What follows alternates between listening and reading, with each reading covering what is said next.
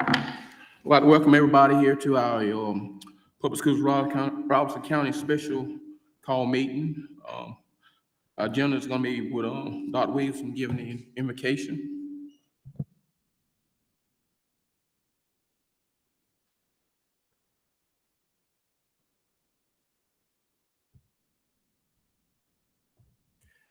Good afternoon to everyone. Would you join me for a moment of silence as we remember Timothy Clark and his family?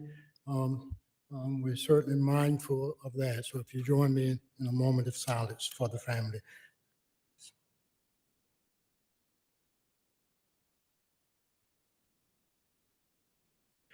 Eternal God of heaven, we thank you for this day.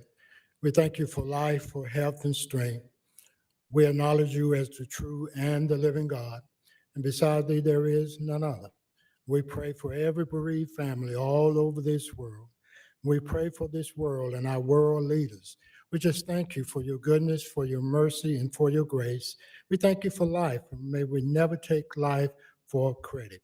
It is our prayer that you will lead us and guide us this night as you are leading us and guiding us in this work, that you have called this system together so that we might educate our students at the highest level.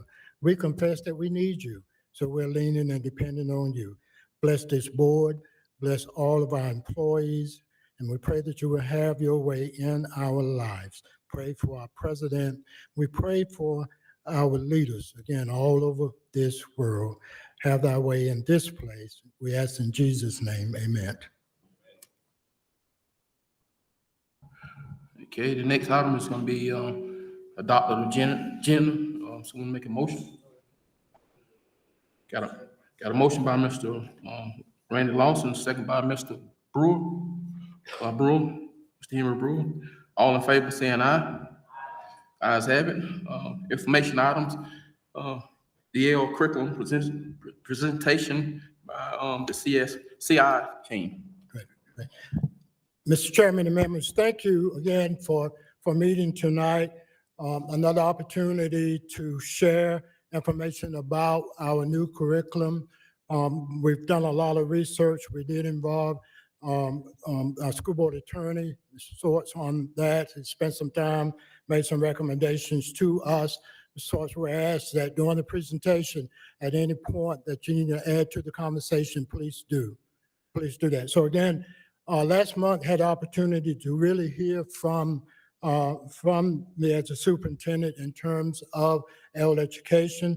And so tonight I've asked this wonderful C&I team to put together a presentation so that we can move on. We have invited parents and everyone to come into our classrooms and go to our classrooms to take a look firsthand in terms of what's being taught. That seems to be the question tonight, is what's happening in our classrooms, what is being taught. I will share with you that we've had an open invitation, but today we've only had one pastor and one deacon to sit down and talk with us. Just one. I'm going to say that again.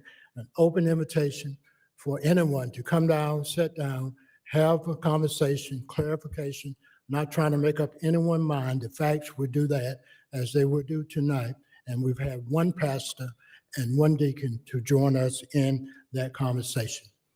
I hope that when we finish tonight, there seems to be a question about the beliefs of as superintendent, my belief, and questioning the belief of the board members and the integrity of the superintendent and of the board. We want to clarify that tonight because that we don't think that's right to do that. And I'm not trying to be anything other than we're bound by statute, we're bound by law, and you're going to see tonight that this is just one of many curriculums. What's different now in 2023 that did not exist 20 years ago, 10 years ago, and Mr. Swartz will talk about that. There are laws on the books now that we have to deal with and we're governed by that was not before. And again, I'll say it before we get into the presentation, we're not trying to indoctrinate anybody with anything. We're teaching the curriculum, trying to improve teaching and learning for our students. we're bound by law to provide a sound basic education.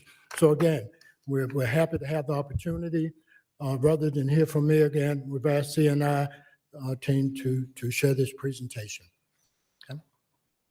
Our intent is from this first slide, I want to clarify facts and fiction, truth and deception, reality, and that is what happened in our classroom today, what's and every day, scare tactics, that seems to be part of the ongoing conversation, clarity versus confusion. And again, we're bound by state law, the question of confidence and belief in this work in central office staff, principals, and teachers, and licensed professionals. So again, tonight, we can clarify and answer all those questions, and we still leave a standing invitation for anyone to come sit down, have a conversation with us, to go into the buildings and hear and see for yourself, to answer that question for yourself. And again, I am not trying to, we need to move on from this. We have 70 instructional days left.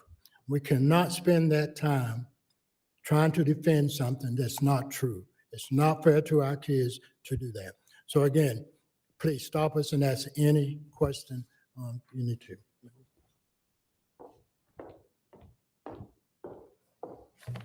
Good evening, Chairman Simmons, Superintendent Williamson, and board members. So what I wanted to do is give you some information. Individuals that have attacked the curriculum stated, "This is Robeson County," as if we do not need to change. Fact is that this is Robeson County, and this is not acceptable. We have been low-performing district 7 out of the last 8 years, and we've had Southside taken over by the state as the only school in the state as part of ISD. We must change. We cannot keep on doing the same thing we've done before. In order to be considered low-performing, a school has to have a D or an F in met growth or not met growth. And so as a result, a low-performing district is when 50% of schools or more are considered low-performing.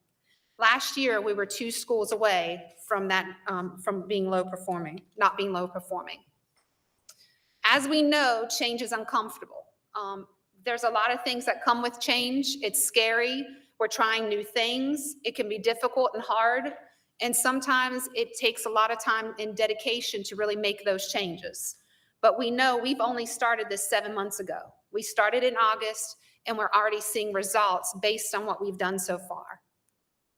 So if we look at ClassWorks, our universal screener, what you'll notice is that we had a decrease in students from fall at the top to winter in urgent intervention that is in yellow, and watch in green. And we had 1.3 thousand students increase at and above grade level, which is our blue. This level of growth is really remarkable when you think amount of time that we've had of implementing a new curriculum. So over the last couple years, we've been working closely with Leverage Leadership, or the NC-ELA project, through the state. And we have 2 coaches that are part of the Graduate School of Education through Relay that come to our school and support us in the implementation of Leverage Leadership, or those best practices a principal does to support any teacher being successful in the classroom as an instructional leader. What we've seen is both of our coaches have given us credit for all the work we've done so far. They noted, for example, Greg Dutton, that at the beginning, teachers were sort of shaky because they were trying something new, they were implementing new curriculum, and that's normal part of implementation, something you see when you start something new. But what we really see now is our teachers are more likely to reach those expectations of the lessons, they're keeping the pace of the curriculum, and you see more engaged, rigorous work in what they're doing. And so part of that is that we've really just had a few months, but we've seen a tremendous amount of improvement in the teaching that is happening and how comfortable teachers are becoming with the curriculum. Yeah.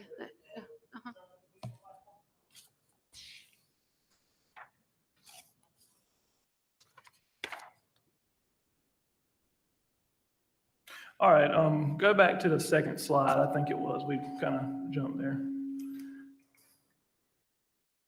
All right, second slide, slide 4 right here, where we're talking about low-performing school districts. I've got a list of 21, 22 low-performing schools. Obviously, based off this list, I've counted 20. What does it mean over to the side where it says EVOS, growth status? We had 13 out of those 20 low-performing school districts to meet growth in EVOS. Can somebody explain that to me?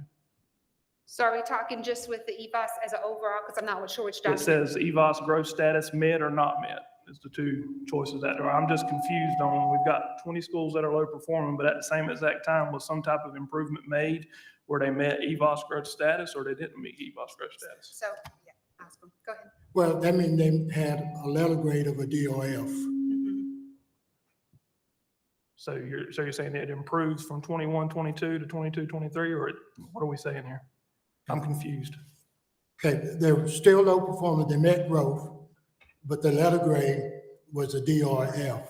So in order not to be identified as low performing, you got to meet growth and have a letter grade of at least a C. And that did not happen. Okay.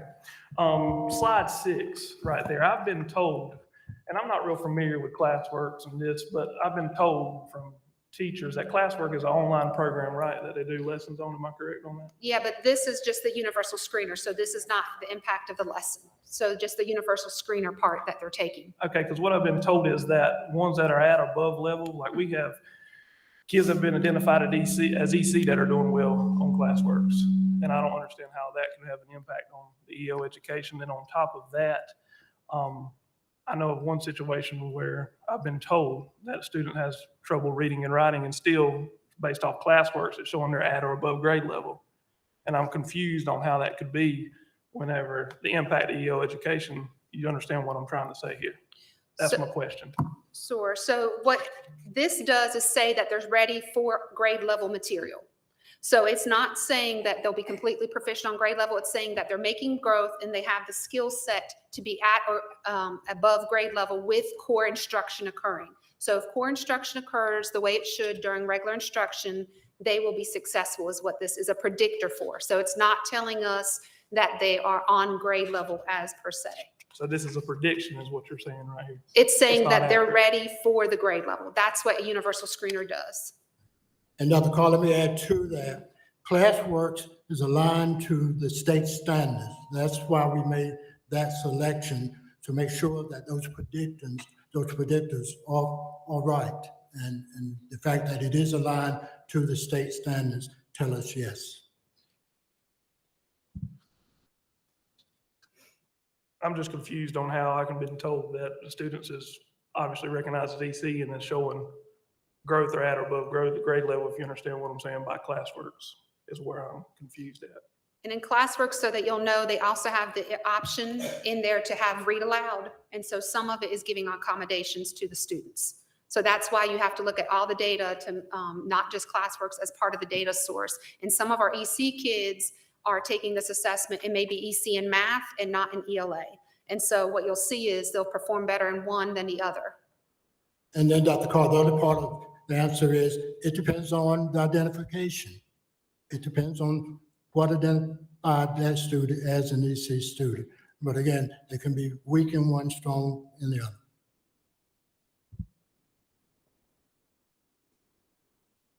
I'm good.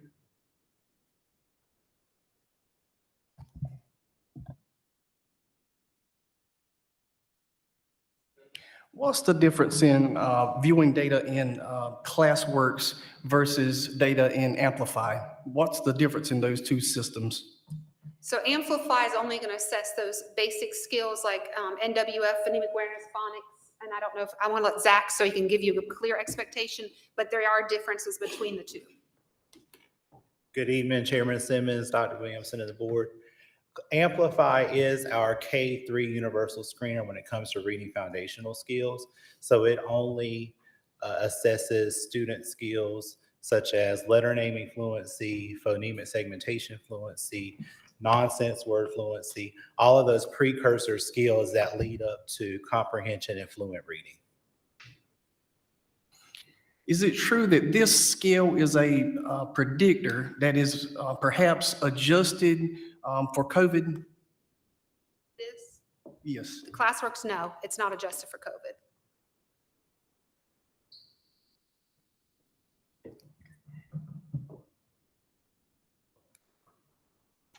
Mr. Craig? Thank you. let me, and Dr. Carr, you might have done it and I missed it. Go back, if we would, to slide number 4, where it had the low performing district. Okay, could you or someone just touch on when they say low performing, about whether you can have growth, not have growth, the number you can have passing? Because a lot of times students have done well, but because of the way of the guidelines we've talked about with the state, this 80-20%, you get stuck in that low performing, and that's all people see is you're low performing, but there was some successes, but that part is not put out. Can you just talk about that a little bit? So growth is 20% of what they figure when they develop the grade. So the rest is the performance itself. So what you'll see is we have schools in a few minutes that I'll show that 80.6% of our schools actually made growth. However, it's not going to be reflective or say that they've off the low performing list because they may still be a D or an F school. Because based on how many students passed, they could still have an amount of students that grew. Thank you. Mhm.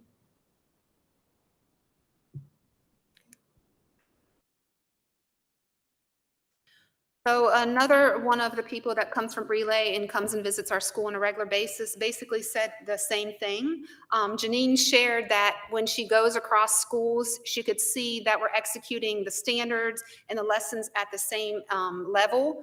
And so that is really nice because now we can see that high level of expectations across schools and consistent expectation across schools with high quality texts and materials all across.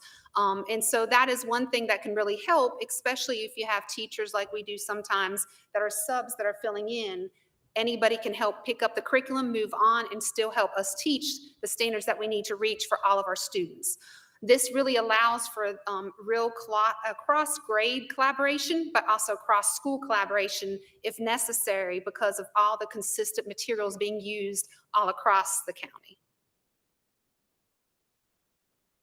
So recently, last week, I want to say, we had our Title I monitoring visit, and after our visit, Laura Pop, who came to visit us, actually tweeted out that the momentum is tangible in public schools of Robeson County with the focus on data-driven instruction, PBIS, and differentiation. So even with her visits coming here for that visit, she tweeted that out to share with the state the work that we're doing and how she can see the impact going on.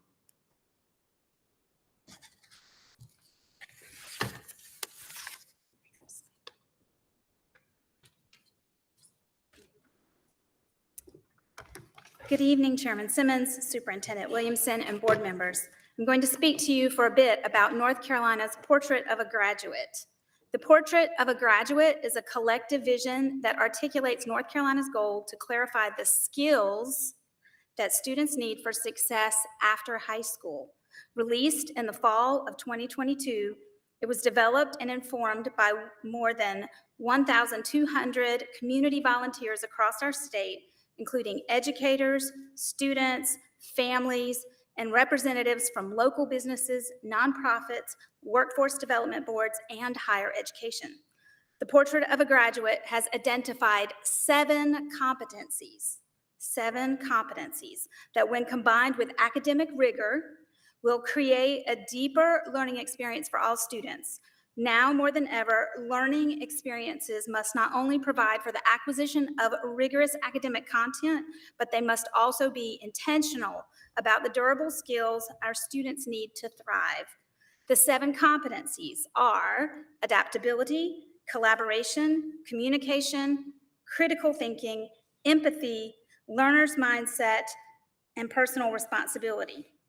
The portrait gives school leaders and teachers the framework to design instruction in a way that promotes real-world competencies and job readiness. The competencies included in the Portrait of a Graduate will help educators across our state ensure that students are graduating from our school. The students that are graduating from our schools will be prepared for the world. Now, Mr. Jones and I are going to speak to you about 3 of those competencies: communication, collaboration, and empathy, and how they connect to the dimensions of student achievement employed by EL Education's ELA curriculum. Oh, sorry. Mr. Chair, members, I might add, this document was approved by the State Board of Education. Very good. So our first competency is communication. Communication is deeply embedded, not only in our English language arts standards, but in this curriculum and in the lessons. Students, then these align with the state standards. Students write for a variety of purposes, including they receive specific instruction in writing, specific instruction in writing fluency, and specific instruction in the writing process, which is part of our ELA standards. They also participate in discussions and the presentation of ideas. Just this yesterday, I visited a middle school and heard students present on their innovators who created solutions to design problems. And Mr. Jones? Yeah, so I also had the opportunity to visit a elementary school yesterday where those second graders presented their performance task, which is their culminating activity after a module. And all of these second graders actually got on, or some of these second graders had the opportunity to get on stage with a microphone and present to everyone in their grade level, and actually some captive kindergartners who were also part of their audience, and they share their narrative work. The great thing about communication is that our students have the ability to apply that through their performance tasks, and because kindergarten through 5th grade, through 8th grade, they all have that module instruction. But it can even be something as simple in the skills block in K2 where they're forming their mouths to create the difference between the A sound and the U sound. Thank you. Also, I want to address the speaking and listening standards. So I think sometimes when we think that we have reading class, we forget that speaking and listening are a foundational part of our English standards, and they are skills that students will use for the remainder of their life. Our next competency is the competency of collaboration. The competency of collaboration ties directly to EL education's habits of character, which are part of EL's dimensions of student achievement. The dimensions of student achievement are the mastery of knowledge and skills, character, and high-quality work. Collaboration is one of the skills that we practice in order to be ethical people. We see collaboration throughout the lessons within EL curriculum.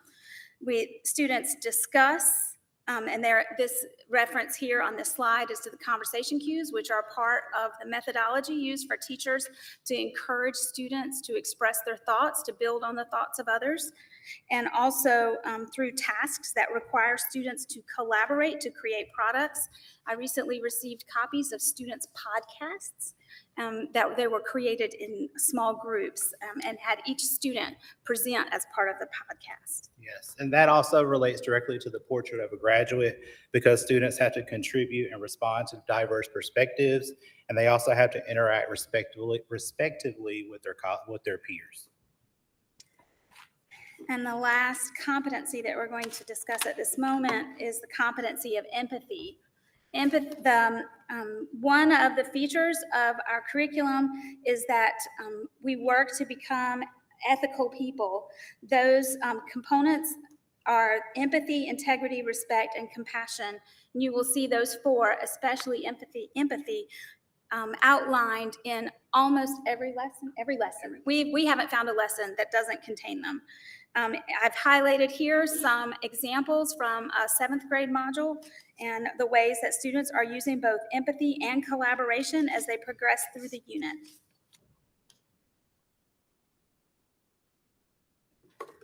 Thank you.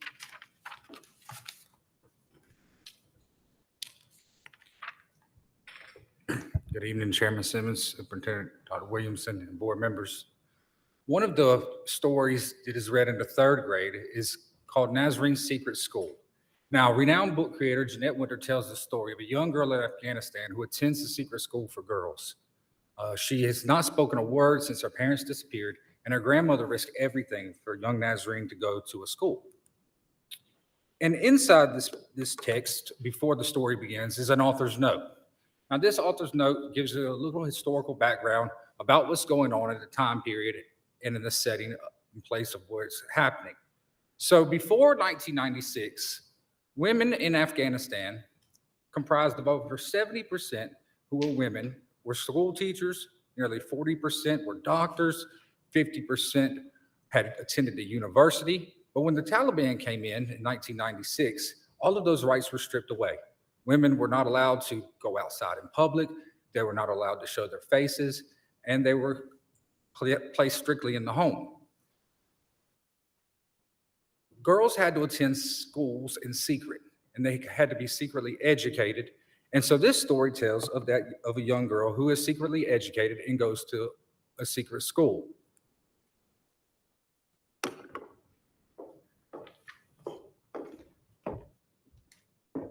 So part of why we're here tonight, there was a complaint expressed about the book.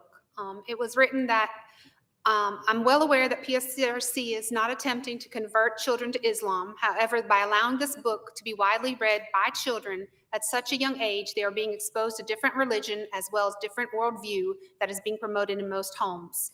As a parent, I should be the one to decide when and if a child is exposed to false religions and are in direct contradiction to the Christianity practiced in homes.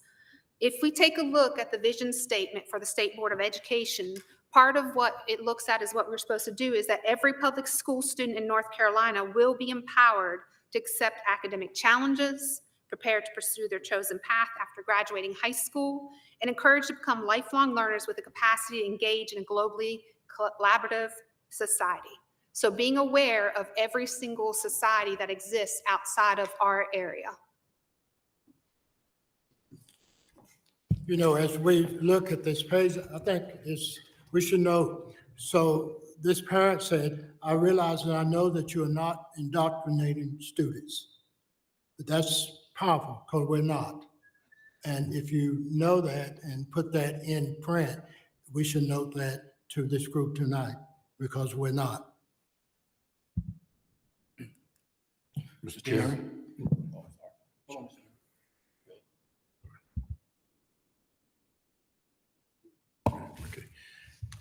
If you can go back one slide, please. One thing that I want to make the board aware of and emphasize here is that there are a lot of state standards. The State Board of Education adopts the standard course of study, but it doesn't prescribe the curriculum. That's left up to the local Board of Education to determine the curriculum, and you adopt the curriculum, but you have to adopt the curriculum that's within the state standards. So the framework for the state standards is extremely detailed.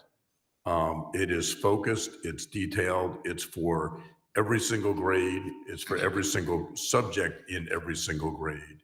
And it gets down to some very granular levels.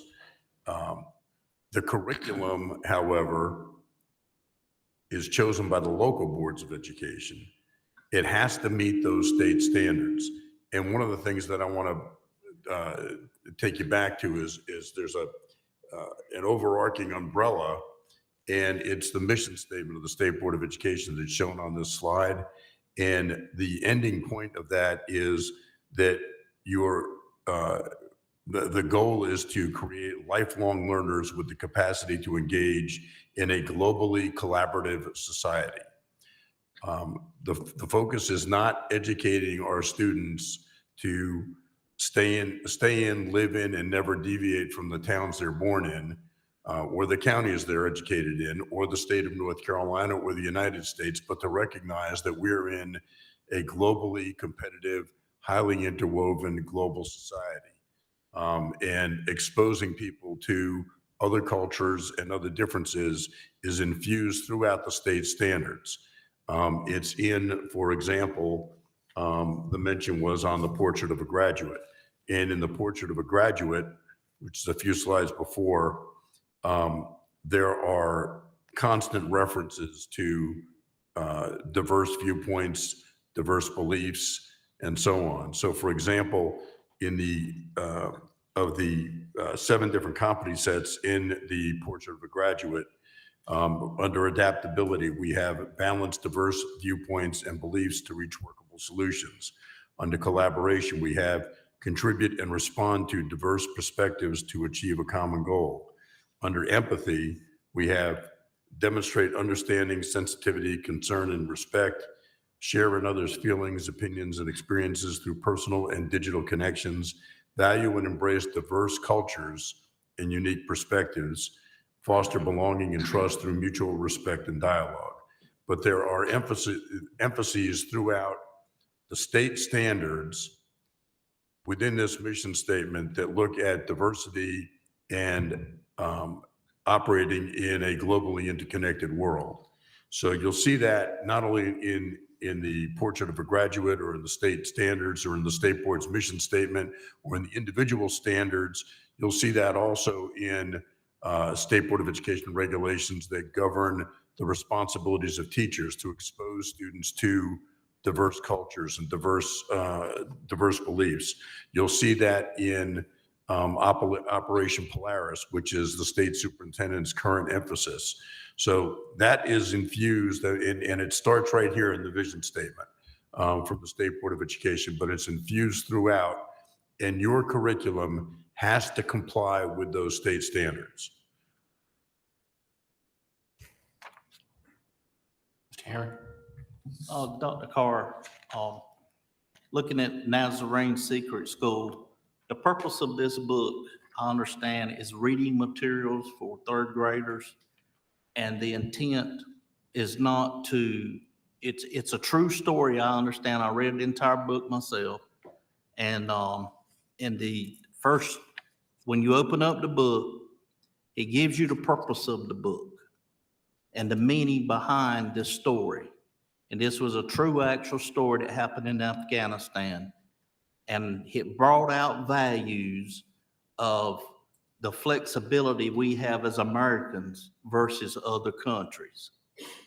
Now, in passing the information as reading material, it mentioned Allah, which I understand is language of their belief. Now, correct me if I'm wrong, we don't teach any religious belief, whether it's Christian, Buddhism, Muslim, or whatever. World religions are taught in the state standards. They are, but they are not indoctrinated in the state standards. So we are not in the business of telling anybody what to believe or how to believe or what to worship. That is absolutely correct. Do we leave that? We leave that up to the parent, correct? Correct. So we do not, as teachers, administrators, we do not influence No, sir. any religion. No, sir. Okay, and I think that's what the public needs to know, is that we're here to educate, and like Mr. Shorts mentioned, our purpose is to show the diversity in our teachings and our reading materials. Correct. Okay, thanks. So if you look on the slide, you'll see there are two illustrations from the book. And on two separate pages out of the 13, on pages 14 and 32, it does make mention to the Allah. This is the culture. This is the framework in Afghanistan and what the majority do believe is their religion. And nowhere in the book does it ask or try to influence any reader or teacher to believe anything in a religious facet. So. Me and Robbie. Yes, yes, sir. Me and Robbie, let Mr. Terry, you want to answer the question, I'll wait.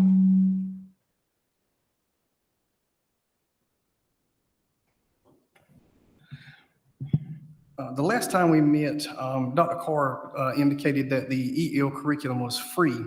And so that prompted me to start doing some research on my own, and I was able to actually find a lot of the information that we're talking about on EL's website. And I was taking a look at the third grade Module 3 parent guide, and the language in the parent guide is as follows for Module 3. This includes an analysis of racial and gender stereotypes, particularly stereotypes of women and Native Americans, with the goal of encouraging students to critique familiar and popular stories rather than ignoring injustices that are presented. The module requires students to critique in the text a book review and also rewrite a scene from the text to, quote, right the wrongs. So if you think about that prompt, I'm not sure whether if this was dispersed to parents or not. I'm not sure. That's not really my concern. My concern is, I mean, that sort of information is out there. That prompt contains some interesting innuendo. If you think about don't ignore the injustices and the discussion that I appreciate Dr. Swartz, Mr. Swartz mentioning a few minutes ago about the overall goal. I've been a lifetime resident of Robeson County. I've worked at the university for September will be 19 years, but I've also studied abroad. I've traveled a lot of places, but in my work every day, I'd like to say that even though I work in Pembroke, I feel like the world comes to me. I've had direct supervisors from all over the world: South Korea, Cameroon, Africa, Kansas, Northwest, all over the place. So I have a broad world view. But going back to that prompt, my concern is not as much about the content or the books themselves. My concern is more so toward the scripts and some of the messaging that is embedded in assignments and prompting students to start having conversations in a class that I am not exactly sure whether or not our teachers were properly trained and properly prepared to facilitate conversations around racism and sexism at the third grade level.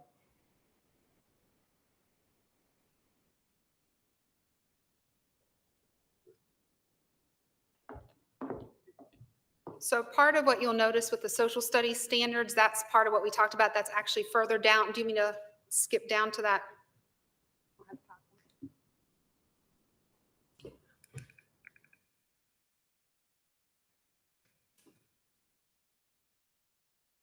But part of what you'll notice with our standards, that is part of what we should be teaching in third grade. When we think about our third grade standards, we think about how do we look at the beliefs and religious and indigenous people in that time. So part of our social studies standards aligns well with what we teach with Peter Pan. I'm actually going to have Camicia speak a little bit about social studies real quick with this piece to show that the connection is through the social studies piece with the culture that we have to discuss as part of our social studies standards. All right, so this right here tells you that in third grade level, first, I want you to see that you have a chart that looks similar to this. It's colorful in your packet. It'll help you, guide you with, and if you go to third grade in that packet, it shows you just a couple of standards that talks about beliefs and cultures, and it also uses the word religious. So the first thing that I want us to understand that when teachers are incorporating this, they are not teaching students religion, they're teaching about it. So they're not influencing students at all when it comes to this type of lesson. Does that clarify?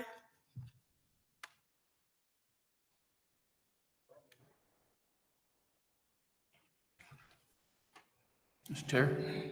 I'd like to hear more about the training that teachers received on facilitating these conversations in the context of Peter Pan.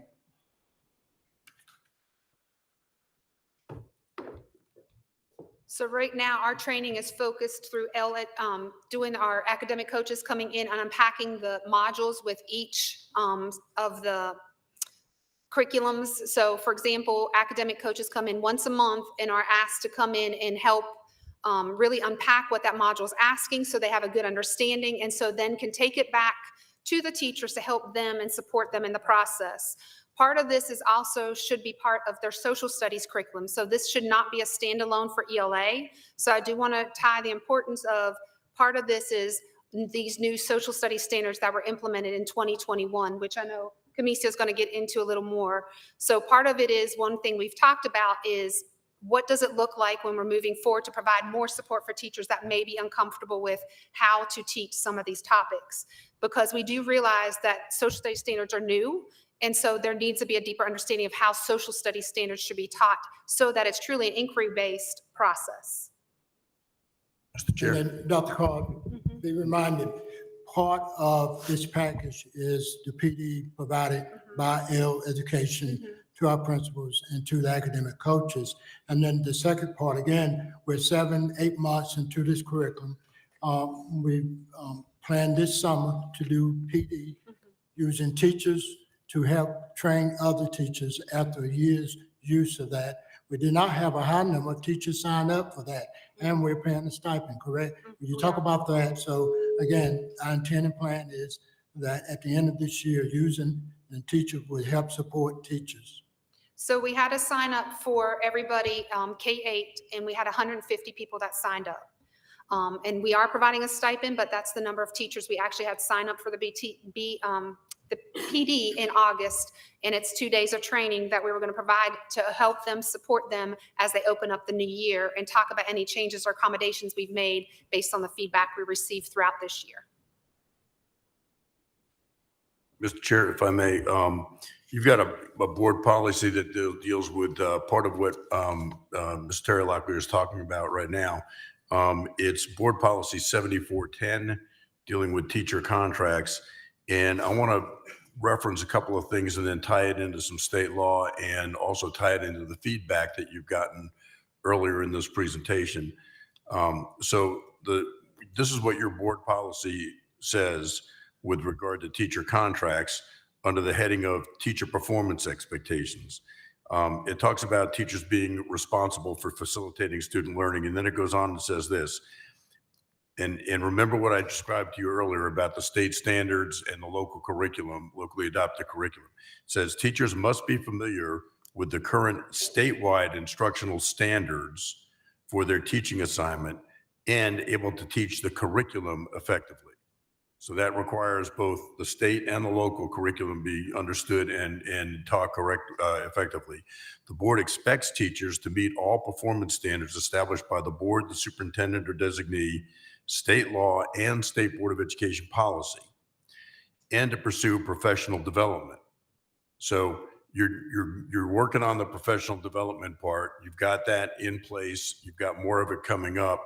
But if you go back to a couple of these earlier slides that were kind of glossed over, if you go back to 8 and 9, I'm sorry, I'm taking you all the way back to the beginning now, almost. But what you've got is these are reports from Relay, and that's an independent, that's not your school system. That's an independent outside experts coming in and evaluating what's going on with the implementation of this curriculum. And I'm sorry you glossed over this, because I think these two slides are really significant in terms of what the outside evaluators are saying. And they tie in with the fact that your folks are getting much more comfortable with the new curriculum as they're flying it and building it at the same time, so to speak, or learning it and at the same time as they're implementing it. So slide 8 says, this year, the public schools of Robeson County is taking on the challenge of simultaneously implementing a new math and ELA curriculum. In September and October, most teachers were adjusting to the new planning expectations, materials, and lesson flow. On my initial visits, it was clear that teachers were facing the common challenges of implementing a new curriculum, and the lessons felt a bit bumpy. During my most recent visit in late November, early December, I noticed a drastic improvement in most of the classrooms we observed. Teachers were more likely to be meeting the expectations of the lesson and keeping the lesson pace the curriculum calls for. Additionally, students seemed to be comfortable with the academic routines in the math and ELA classrooms and were engaged in rigorous academic work. It's exciting to see such an improvement in the first few months of the school year, and I'm excited to see how instruction continues to improve as teachers become more comfortable with the curriculum. And that was from one of the Relay evaluators. Another one, and those comments were from December 8th. Another one in her visit from December 8th, Ms. Zita said, across schools, students are receiving common standards-based instruction using the same texts. We can literally visit 2 to 3 schools in the same day and see the same lessons being executed, students learning the same standards and executing the same work. This level of accountability across schools helps to hold expectations high for all students and teachers, ensuring that certain standards are always at the forefront of instruction, that common vocabulary and language are taught, that students are exposed to high-quality texts that are vetted by curriculum companies used across the country. The above bullet is even more important with the recent downward trend in certified educators. Regardless of one's certification status, a vetted high-quality curriculum ensures that the right work and high-quality texts are in front of students every day. When the content is this aligned within the grade level and across schools, teachers and leaders have a unique opportunity to collaborate within the school and across schools about best practices, what exemplar work is produced by students, raising the bar for what our students are able to produce, and how to support struggling students. Those are really powerful comments by outside evaluators, and they dovetail perfectly with your board policy on what the expectations are and what the requirements are for teacher performance expectations within understanding the state standards and the local curriculum and getting the professional development to implement that. So I think you should take a lot of pride in that and how well it dovetails with the state standards, the curriculum, your board policy, the professional development, and the expectations that you as a board have set. Because within this same policy, your board policy, you establish a standard of excellence. That's the expectation set forth in the board policy for teacher performance. So I think it all works very nicely together with the state expectations and your local curriculum.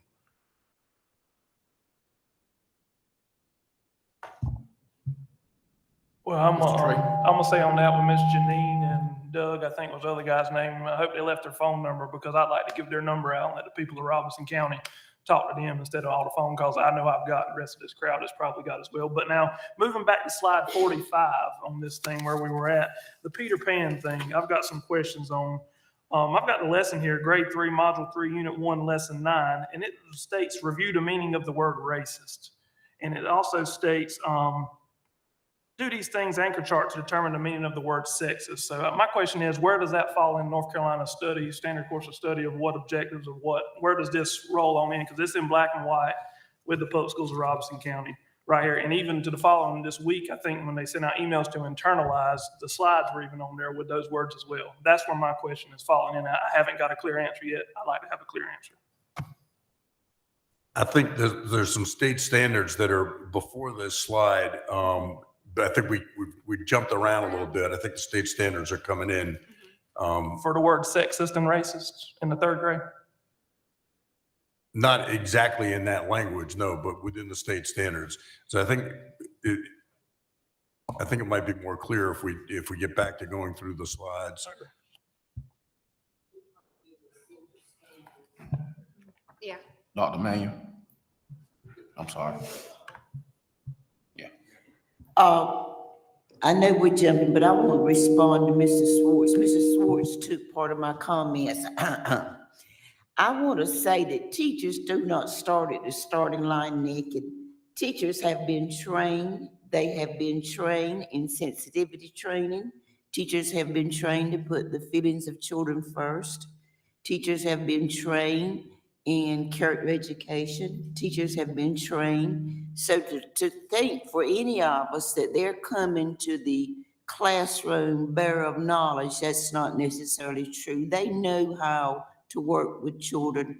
They know how to be sensitive to what to deal with children with and how to deal with them. So they don't have to start from the beginning line with everything to be trained. These teachers are very, very well trained. Now, if it's a new curriculum, they may have to have some training on that, but how to deal with children, our teachers are up to speed. I think the sensitivity training they received the day they started to college to become a teacher, that always cumulative. And one good thing about all curriculum is, and all diversity is, that we do have character education that's common, and a teacher can hold on to that and teach children. And thank you for saying it so well, Mr. Swartz. Thank you for saying all that so well. If I may, I can elaborate on something even more. That goes more directly, I think, to the question raised. the State Board of Education has really detailed policy on the standards for teachers and also for all other licensed professionals. And it's in State Board of Education Policy EVAL 006. So it's evaluation 006. And this is this policy is the building block for the standards on which teachers and other licensed professionals are evaluated, consistent with the standards the state has adopted. So the state adopts the standards, as I mentioned earlier, but not only the curriculum has to be within those standards, but the performance of licensed professionals has to jive with those standards as well. So jive is not a legal term here, but it has to comport with that. So if, for example, in the State Board Policy Eval 006, Standard 1 is teachers demonstrate leadership. Standard 2 speaks very directly to the points that we're on right now, they're being discussed here, and it's that teachers establish a respectful environment for a diverse population of students. Among the things that are included in here, I'm not going to read this whole thing, but among the things that are included in these standards are teachers provide an environment in which each child has a positive, nurturing relationship with caring adults. Teachers encourage an environment that is inviting, respectful, supportive, inclusive, and flexible. And then it goes on to say that teachers embrace diversity in the school community and in the world. So among the things that it says are, for example, teachers demonstrate their knowledge of the history of diverse cultures and their role in shaping global issues. That Nazarene's Secret book is an example of doing that, embrace the history of diverse cultures and their role in shaping global issues. They actively select materials and develop lessons that counteract stereotypes and incorporate histories and contributions of all cultures. Goes on to say that teachers recognize the influence of race, ethnicity, gender, religion, and other aspects of culture on a child's development and personality. So it goes on from there to talk about teachers strive to understand how a student's culture and background may influence his or her school performance. Teachers consider and incorporate different points of view in their instruction, demonstrate knowledge of diverse cultures, select materials and develop lessons that counteract stereotypes and incorporate contributions, and so on. And so this goes on for quite a ways. It's a very thick state board policy, and it incorporates similar standards for media coordinators, school social workers, school psychologists, and so on.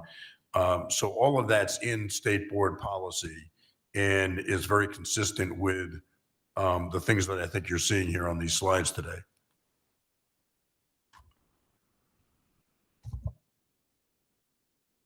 Hey, Michael.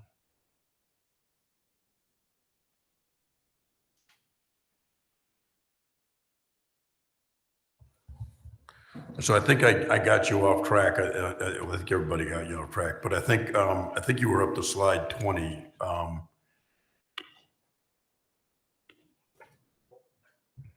Hey, Mr. Henry. Dr. Carr, can you elaborate a little bit as far as the flexibility that that's, and correct me if I'm incorrect, about the fact that teachers, we look at as certified professionals, and when they go through the content of this curriculum, if there's a word or wording that doesn't sound appropriate, they have the authority to work around that. But the purpose is to make sure that the structure of the curriculum is not compromised in meeting our goals.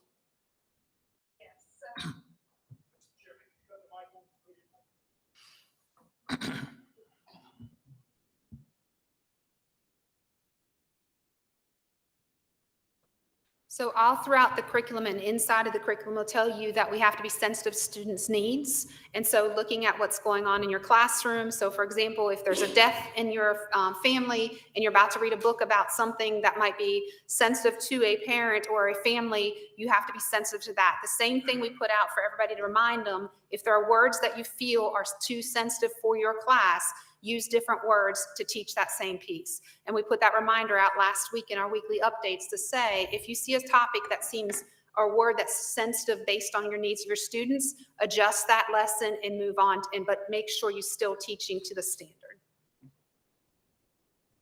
Mr. Curry?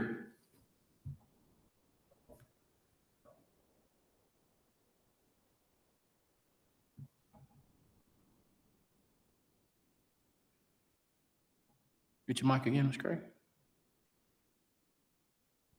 Okay, there it is. I could think of several things, but not right now. I know we're on Peter Pan, that's fine. That slide number 9 made a comment when the folks visited the schools, 2 or 3 schools. And folks, I just don't, this cannot be overemphasized. They went to 2 or 3 schools. Every school they went to, they were covering the same material. I'm gonna say that again. Every school they went to were covering the same material. There's been a long time here that has not happened because of with what the state did with textbooks and just what happened with textbooks. Everybody was getting to use whatever they needed or could find. This program finally brought in to where everybody is on the same page. One of the biggest issues we have with students in the county, our students transfer. They might transfer 4 or 5 times in 1 year. And if you've not covered this material at one school, they've covered it in another school, so they end up not getting the material at all during the school year.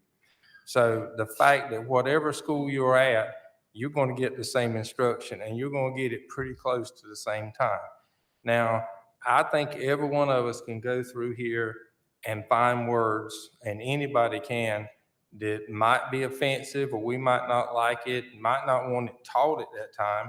But again, we got to follow state standards, and we chose to do it so far with this particular curriculum here. And our kids are smart. And this thing right here is why I said that. What will a 2 or 3-year-old do if they grab this? It's like they got an inherent thing, that finger automatically goes to work. And they're smart in the classroom. Our teachers, Dr. Emanuel hit it on, they have been trained. They might not have all the training for this curriculum in particular. It's ongoing. But I will say, I've seen the time when we did training in August, and that was the only training we did. Whatever was done, we trained in August, maybe September. If you came in then, you got the training. That was it. Later on, training had to be other teachers helping you. The training for this has been ongoing. Now, are we where we need to be? Absolutely not. Not even close. We got there's a lot more, and you know we've had information. We've talked about, well, it's too much training. It's not enough training. It's a new curriculum. Anytime you go to a new curriculum, there's going to be some issues, and there's issues with this one. But I will say this, and it's kind of getting off the point, but we have stated that if people find something in a book, send it in, it'll be looked at, and a lot of that's going to be addressed this summer. So I'll stop there, but I do want to just emphasize, they brought it back up. 2 or 3 schools, and I dare say you could go to any middle school, they're going to pretty much be on the same place each day you go. And I think that is extremely important with where we have been with some books and things. Thank you. Let me get Mr. Terry. Mr. Terry? I understand that our teachers are certified, they understand the standards, they understand depositions and those sorts of things and so forth. But however, I mean, as a board member, this week I went out to every school in my district and talked with teachers, administrators, and I'm hearing different things. My biggest qualm about this implementation is not necessarily about, is not as much about the curriculum as it is the implementation. So based on my conversations, this curriculum was designed to be scaffolded in such a way that kindergarten or first grade complements the skills that they learned in kindergarten. I mean, even some of the scripts, when you go through and look at it, there's words in there that says something like, last year you discussed such and such and such. We should have implemented this in kindergarten only, and then went to first grade and then second grade.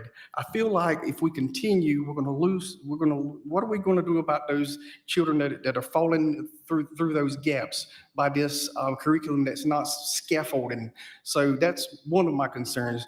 Another concern that I have is, it seems like when we, over the past couple of months, we've been having discussions about this curriculum, based on what I've been hearing, it's almost like the scripts are the gospel.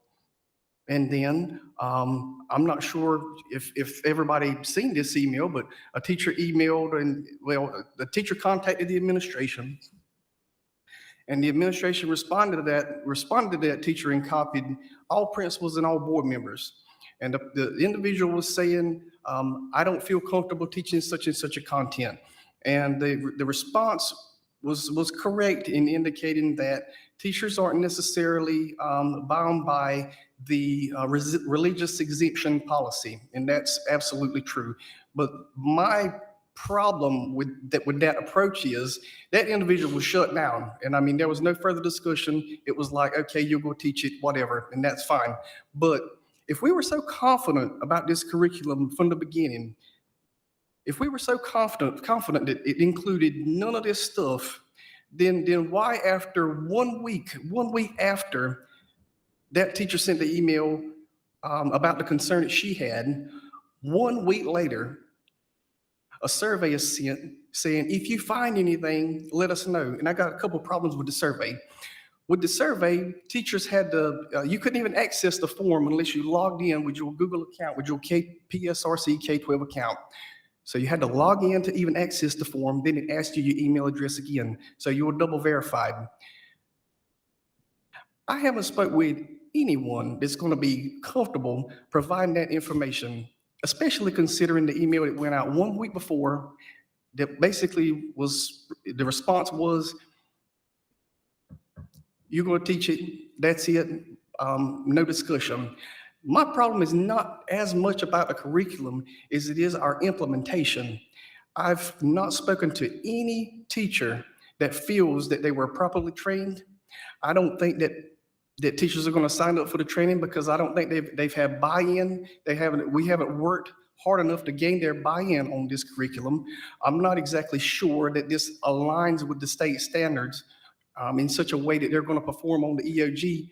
That's yet to be determined, but I've just got major concerns with our implementation and our buy-in. I don't know the answer moving forward. I would really love to be able to talk to teachers in a way that they feel comfortable providing meaningful feedback in such a way that they don't feel that they're going to be retaliated against. Our teachers have some major concerns. It bothers me when I go to a school and a teacher don't feel comfortable talking to me. And I can walk into a school sometimes and it's like they run away from me. And I don't understand that. I don't think it's because of me in particular. I think it's because of certain things that they've heard that's went on in the past. And we just need to address these issues and be upfront with them, where we can open the floor for meaningful discussion and collaboration. And we've got to work hard to make sure all of our stakeholders are invested the next time we decide to make such a major decision. We've got to do our due diligence.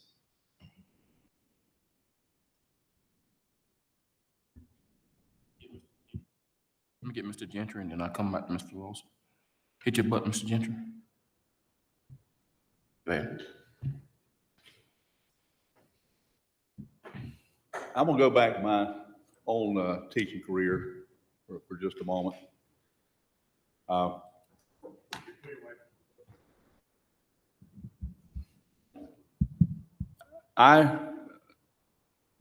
through my personality, and really that's what teaching is you're taking subject content and you're transmitting it, you're sharing it, you're teaching it through a particular personality. And if we discount personalities, we make a big mistake.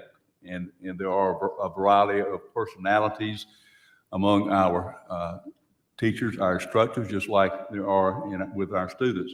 There are also a lot of different learning styles.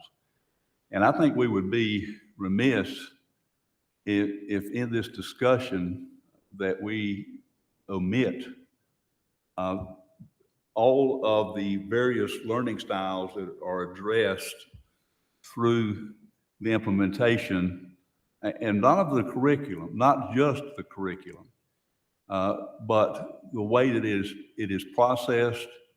And we need to keep in mind too, that all of the influence, these students come to school, they bring with them all the influences of their family, their society, their neighborhood.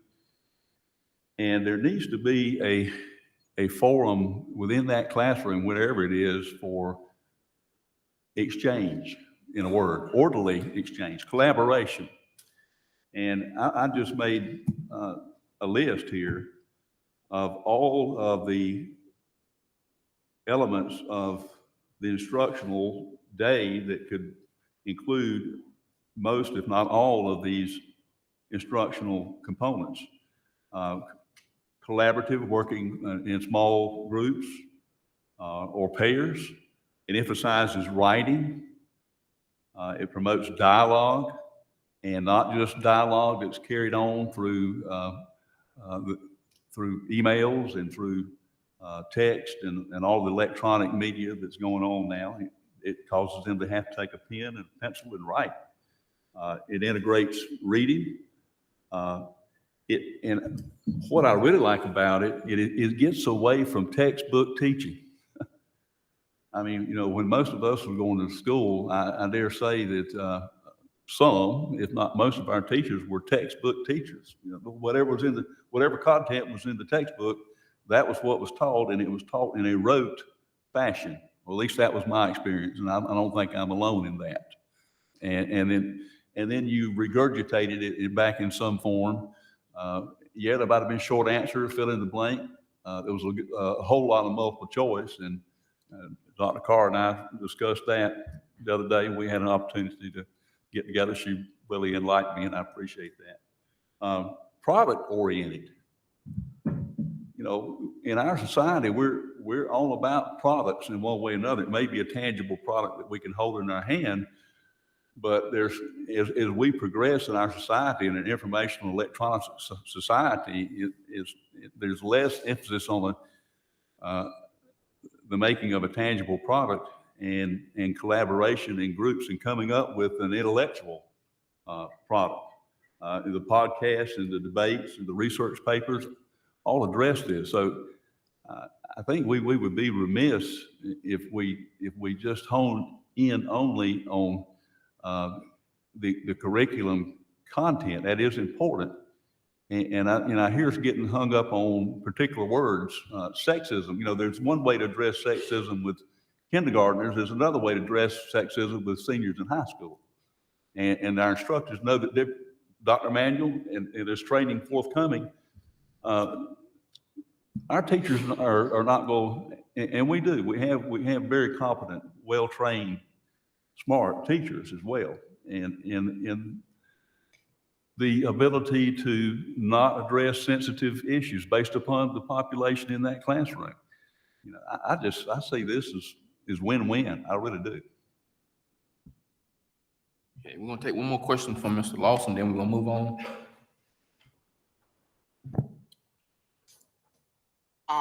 Mr. Cole, how many people have you got on right now? 149. There needs to be 1,149. 149 is not getting it, folks. Let me go ahead and speak my part of this. I've had phone calls. How many board members, can I ask this question? How many board members have had phone calls about this curriculum? Can you raise your hand so the people out there can see you? If you haven't, I'm gonna start forwarding mine to y'all. Okay? So, myself and Dr. Williamson, we've been discussing this curriculum since the beginning, 2 weeks into it. Okay? I understand, Mr.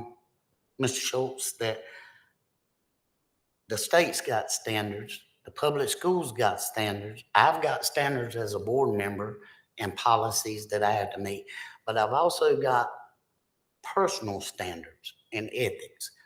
So this is going out to the folks that ask, well, where are you at, Randy Lawson, on this? I'm not gonna support CRT, LGBTQ, or anything else in that manner. I want that to be clear off the top, because my faith with God, and one day we're all gonna have to stand before a righteous God, okay? And he's gonna be the judge. I'm not, Mr. Vontae's not, Mr. Britt's not. But my thing is that when we ran into this EO curriculum, that we gave our teachers a couple, 2 or 3 days training. I think that's where we messed up to start with. I think there's been a few mistakes.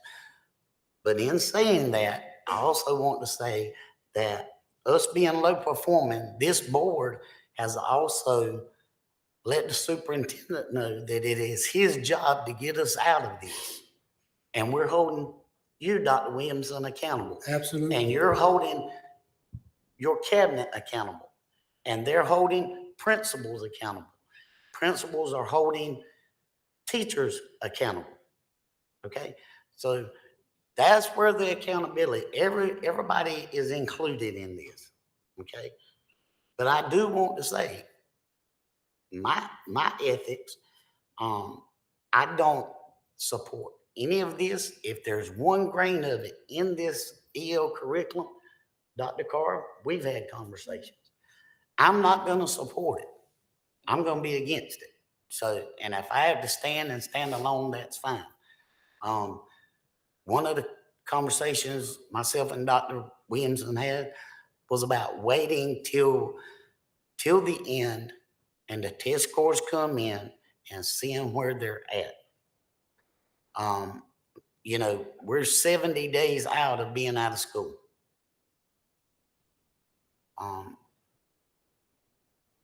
I know the principals have got to hold the teachers accountable. And I understand their faith and belief, but believe you me, my faith is in my Lord and Savior. I'm not going to veer away from that. And I'm personally not going to support something that is going to sell our students short. Okay. The one thing is, and I'll finish with this, Mr. Chairman, is that I feel like that one of the last meetings we had with Dr. Williams, myself and Trey, that purging was brought up. And in the last curriculum meeting here, it was brought up about purging. But my thing is when we supported this to be implemented, we should have purged to start with, because I do think there's things in there that are iffy. Let me put it that way. I've seen enough. I know the way that I was raised. And my thing is that I'm not going to support it if it's there. And if we're trying to hide something, if it's there, the parents deserve the right to know that it's in there and sign the paper, Dr. Carr, that you're talking about. The teachers need to know that it's in there if they're wanting to change the names or words, but it doesn't need to be after the fact. We need to lay all the cards on the table and play them at one time. We don't need to keep pulling a joker out of the deck and keep throwing him up there to change the rules. We need to have these rules set in place and go forward. And this is what, Dr. Manning, the 3rd or 4th curriculum meeting that we're going through. And I've had phone calls about some of everything in here. Okay. Truths and non-truths. And that's where I'm at. So did you say there was 100? 49. Let the other 2,000 know what Randy Lawson just said. Mr. Chair and members, if I can very quickly, one on a personal note, you and I believe the same thing. I believe the Bible totally, but that's not what this conversation is about. What's alleged that we're teaching in our classroom. We're clear, we've had that conversation. The other thing is that we were clear with teachers, principals, everybody, that we would roll the PD and this curriculum out in increments for the first year. That's what we've done. We told them that up front. So one of the issues is for 8 years, we did not have a curriculum, correct, Dr. Carr? We did not have a curriculum in math or in English language arts. What we had were worksheets, but for 8 years, and the results was low performing. The other part of that is to support our teachers in the buildings. We ask you as board members to approve every school to have an academic coach. You know what you did? You approved that. The purpose for that was to, one, make sure that we could train, rather than pull teachers out of the classroom, we would train the academic coaches that would go back in the buildings. You've done that, and we appreciate that happening. The other part of that is anytime there is a new curriculum from the state, it is rolled out across the board. That's how that works, always have been. You roll it out across the board. We did pull a lot of information from the start before we ever send it to schools, mindful of that. But the process again is tell us after a year of what we need to take a look at. And then as part of our slide, one of the ongoing conversations is an adult interpretation of a word versus a third grade interpretation of that word. That's been said tonight already. That's part of this conversation of how I would look at it because I'm an adult with that piece. But again, all the things that's been concerned, we've addressed that. We're clear up front. We're rolling it out across the board. Okay, we kind of got off track, so we're just gonna hold our questions just for a few minutes. We're gonna let Dr. Carr go ahead and get back on the pages that we was on. If we could, let her or her team try to do about 12 pages, and then we start asking questions. That way, we won't jump from page 19, I think we on, to 45 or something like that. So Dr. Carr would go ahead and finish. And then at about 6:30, we're gonna take a break. So as it pertains to the third grade text, Nazarene's Secret School, how we got here. The book was reviewed by the PSRC Media Advisory Committee, which consisted of parents, media, counselors, and the committee found that the book was appropriate and aligned with the grade level standards. The parent objected to the decision of the Media Advisory Committee and requested that the matter be reviewed by the superintendent. The superintendent agreed with the decision of the review committee. The parent then objected once again, and the matter was sent to the Board of Education's Grievance Committee. And on January 12th, the Grievance Committee decided that the book was appropriate and aligned with the grade level standards.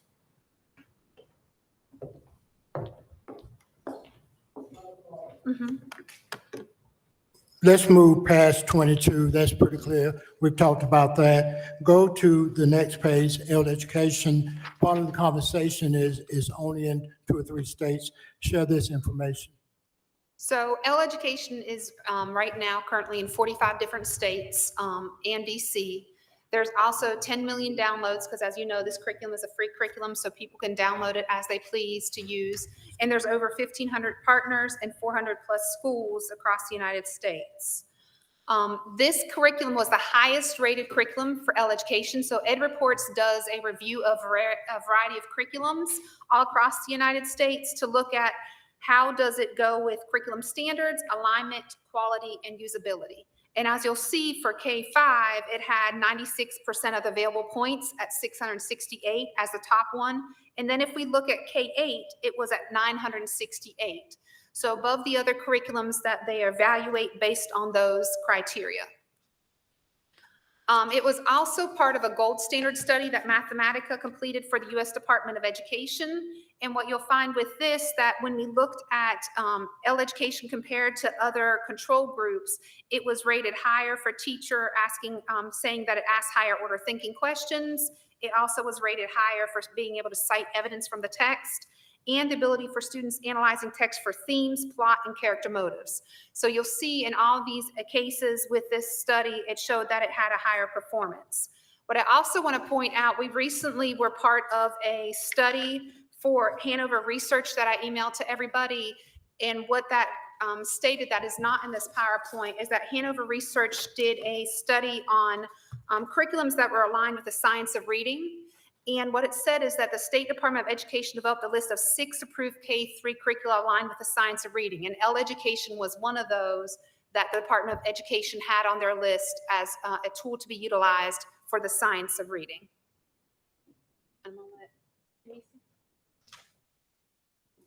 Ms. Schwartz, I want to ask you a question. You researched this, and so again, it's not words on a paper, but L-Education is identified as the gold standard, correct? Yes, the U.S. Department of Education has, done these studies, and one was the investing in the I3 grant, the Investing in Innovation grant, and in that standard, in that study, the research that was done rated L-Education very, very highly. So it's and there are other case studies I think that are in the PowerPoint that are coming up as well.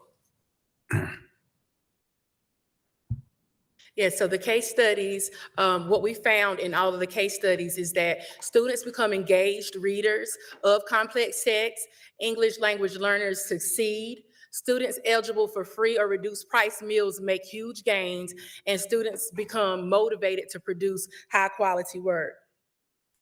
Mr. Superintendent, I neglected to say one thing. Another thing that's been pointed out in the research on this is that this curriculum has shown particular success with low-performing schools and school systems.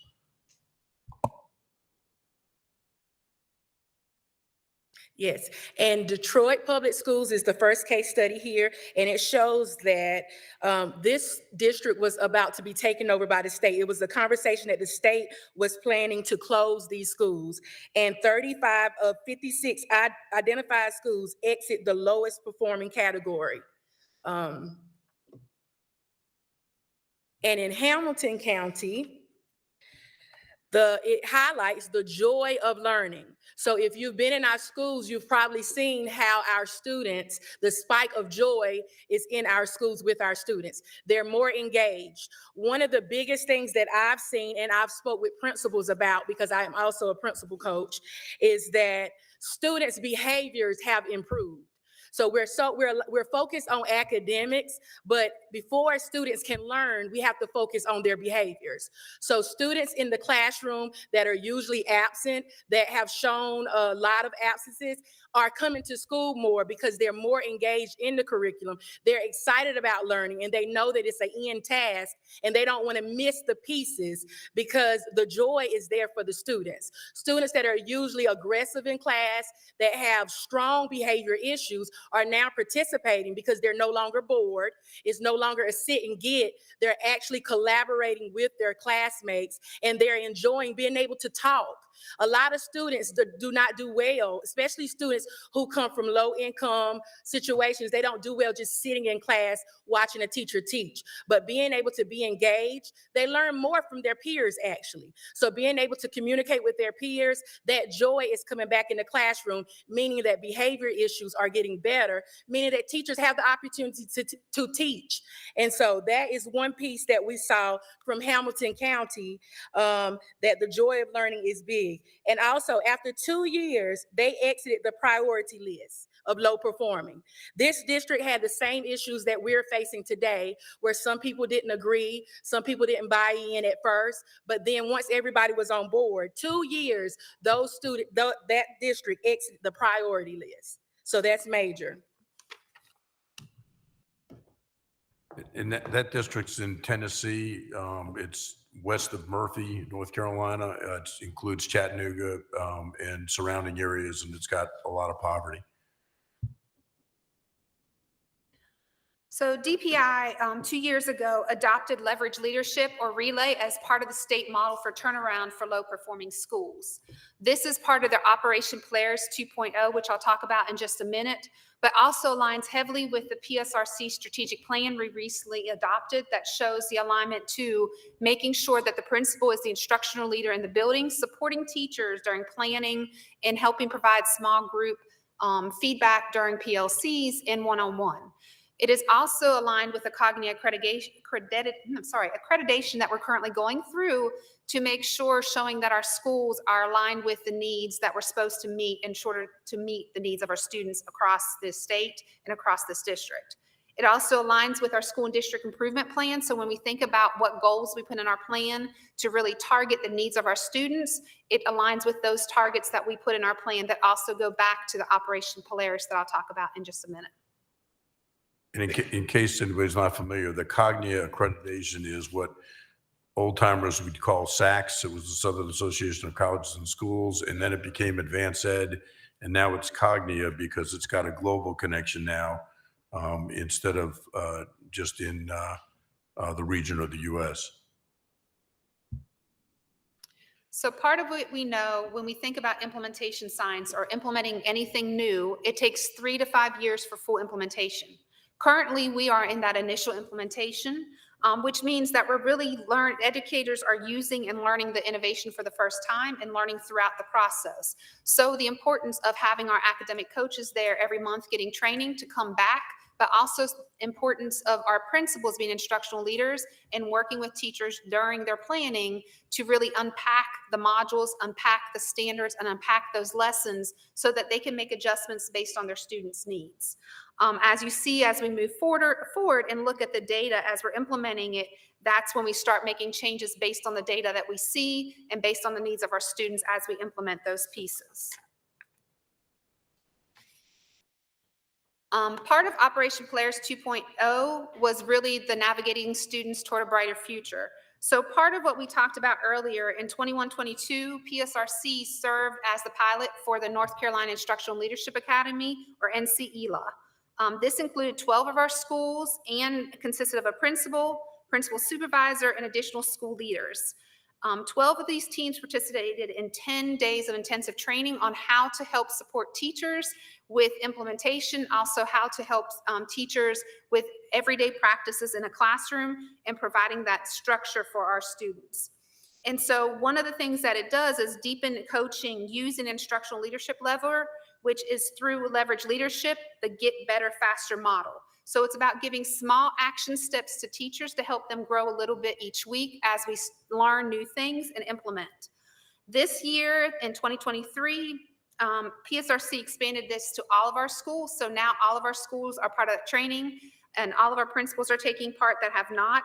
It also included our academic coaches and some additional central office staff to be part of that training.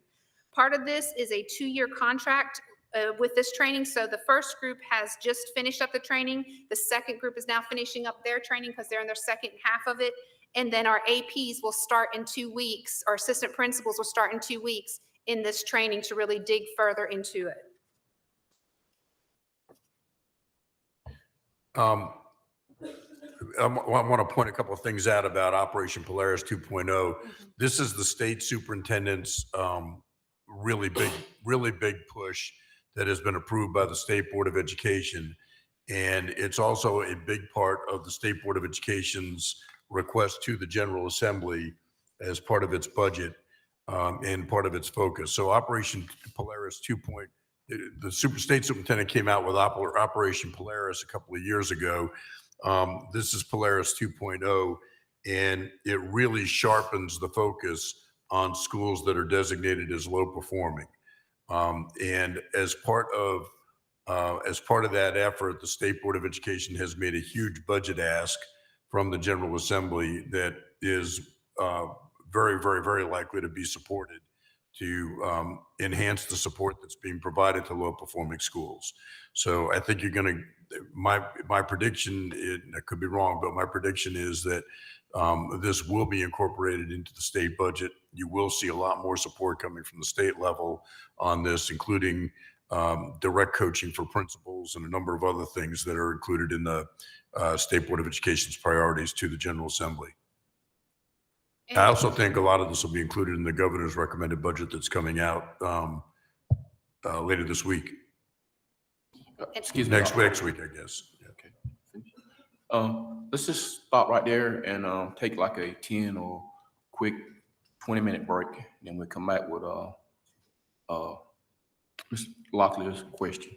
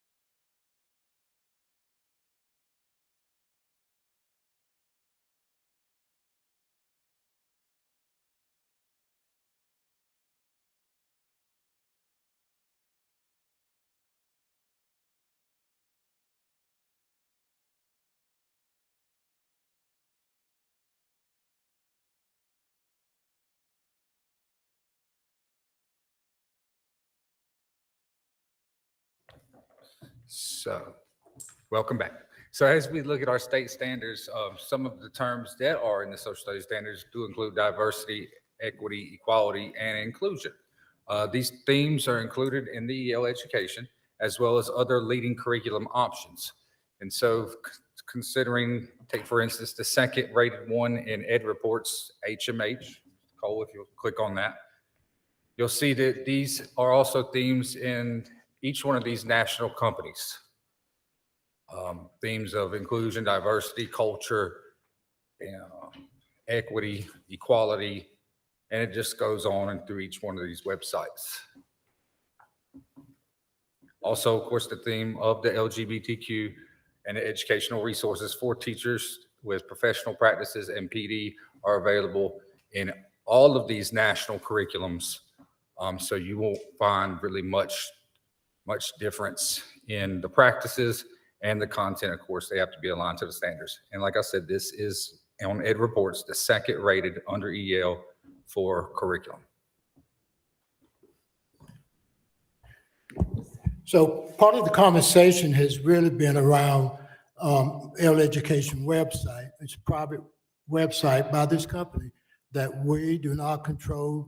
And again, you're going to see the same thing on every website for these companies. Source, in fact, one of them was rated number 2. Yeah, HMH was also very highly rated curriculum. It's the second highest rated behind L Education in some of these studies. But all of these include diversity and inclusion because they are required to be included by the state. If you can go back a couple of slides, there are a couple of slides back on, go to like 33. This is part of the state code of ethics for professional educators, is a commitment to acknowledge diverse views of students, parents, and legal guardians and colleagues, and to work collaboratively to shape educational goals, policies, and decisions, but also to not proselytize for personal viewpoints that are outside the scope of professional practice. So this is basically saying you've got to teach the curriculum and not proselytize, but also recognize the diversity. And then the next slide, these are some of the things that I mentioned earlier. For example, Standard 2 has a whole bunch of things where teachers demonstrate knowledge of diverse cultures and recognize influence of race, ethnicity, gender, religion, other aspects of culture. And then Standard 3, the next slide shows that what Dr. Manuel was saying earlier, which is teachers know the content they're required to teach and recognize their obligation to teach the standard course of study. The standard course of study is the state curriculum again, and you develop the local curriculum. But if you go back to the next slide, which you were on earlier a minute ago, these are all Imagine Learning, Savas, Curriculum Associates, HMH, L Education are all very well recognized different curriculum companies, but they all include diversity, equity, and inclusion because those are part of the state standards in virtually every state. So it's part of the world we live in, basically.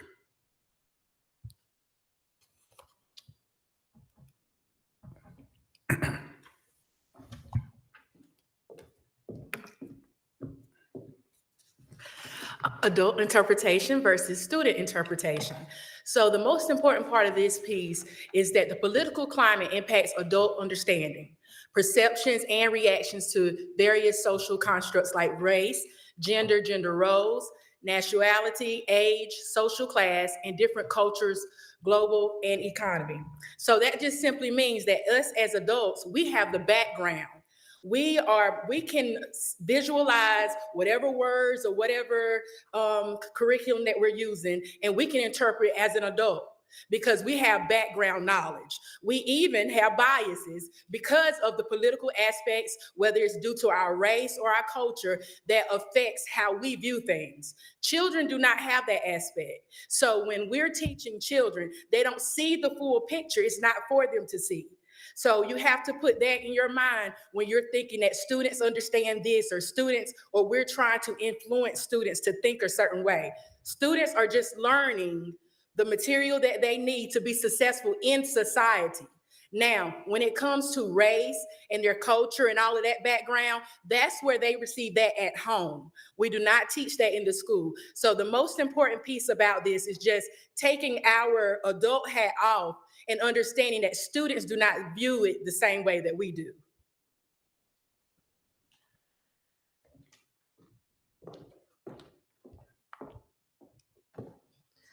Part of what you also see that there's always a shift in the change of what certain words may mean based on court interpretations, federal law, rules, guidelines. So as things have changed over the years, some of the things we thought about 20 years ago that may have not been in the curriculum are now part of the curriculum because of the rules that have changed. And so you'll see different terms appear sometimes that were not part of that curriculum years ago. One of the things you'll notice, DPI put out a pamphlet called Rethink Education, which talks about blended learning. So what they do is provide resources to families thinking about how they can support their children. And what you'll notice, we took 2 examples from Rethink Education from DPI, and you'll notice we put a 3rd grade and a 6th grade example. One of the resources they share is L Education as a resource to be utilized with parents. Recently, we put out a survey to all the principals to ask, do they have any knowledge of any teachers teaching critical race theory, LGBTQ+, and or gender identity, or have they indicated indicated that they have not instructed any teachers to teach it. And so 100% on both said, no, this has not been happening in their building and is not happening in their building. And they are not encouraging this in their building. Ms. Swartz, will you speak to this survey? That was actually your recommendation to us. I thought in light of some of the concerns that were being raised, it'd be a good idea to do something like that, just get that informal feedback.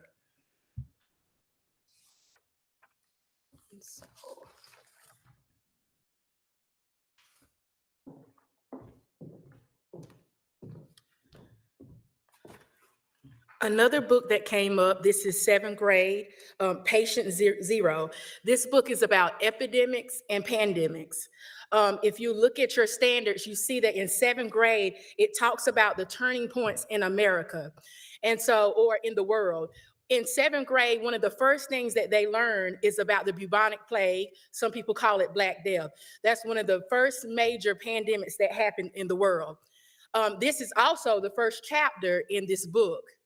And one thing that I want to talk about is that first chapter, if you know anything about that plague, a lot of people blamed God for that. So one thing that I want to say, going back to 3rd grade where we were talking about the Muslim culture, in this book, it's a little piece in there about Christianity because it talks about how some people feel that God was the reason that this plague happened. So I wanted to make that connection of how different religions, the diversity is there. But also these highlighted pieces, the first one says, we strongly encourage making specific classroom routines and accommodations in case students experience anxiety or distress while discussing these topics. This is important because one of the most recent pandemics that we're in, of course, is COVID-19. Some students may have had a parent or a family member that they lost or they became really ill to this disease. And so this means that as the teacher, you have the right to be sensitive, make sure that you're sensitive to your students that may have encountered some type of disease in their family where someone could have lost a life. And so that's what it means by teachers have the autonomy to change some of the language when teaching this. And that's with any type of topic. Also at the bottom, it says students do not read chapter 7. Chapter 7 is focused on AIDS, which of course is another pandemic. That's also in the health curriculum. In the health curriculum, it talks about AIDS, it talks about sexually transmitted diseases, and it talks about safe sex in middle school.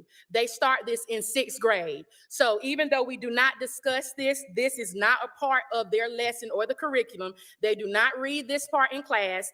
They have no lessons with AIDS, but even if they did, this is something that is taught in 6th grade in health class. They have to learn about sexually transmitted diseases.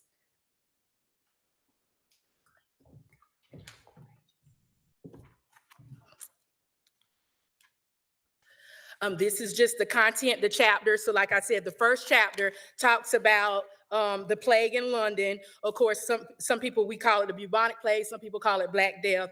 And it just has the list of all of the epidemics and pandemics that are discussed, but we only teach the first 4 within the curriculum.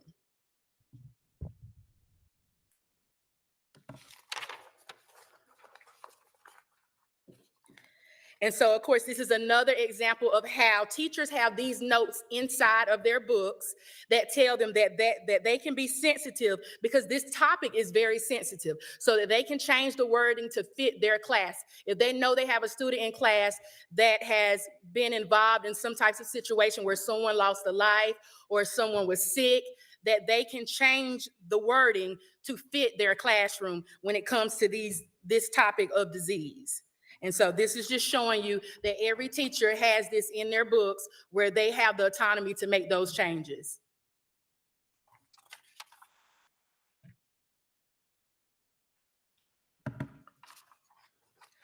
This right here also, it includes the family, and it lets the family know that they also can participate in this curriculum by having those talks with their students.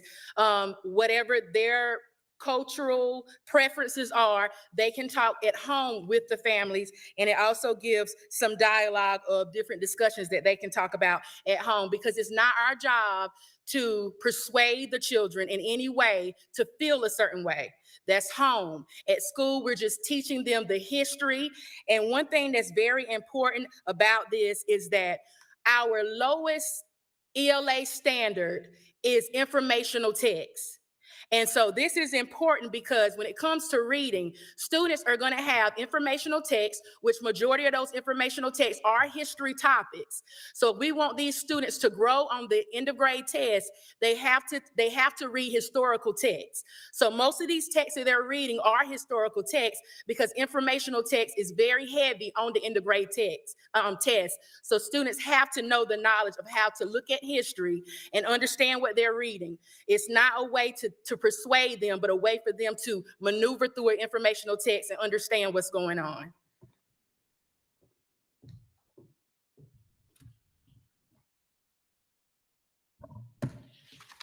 And the last slide right here is the standards that I've already covered a little bit. So if you want to look at the standards in depth, the first one, with the 7H.1, evaluate historical and current events from a variety of perspectives. That first one says, distinguish specific turning points of modern world history in terms of lasting impact. So earlier I spoke about the bubonic plague. That was the first specific turning point that they talk about in 7th grade. And in that, they discuss all of the things that happened in that plague or epidemic. And so this is something that aligns directly to the 7th grade history standards, but also aligns to the health standards as well. And you could take a look at the next one as well. No, in the previous slide.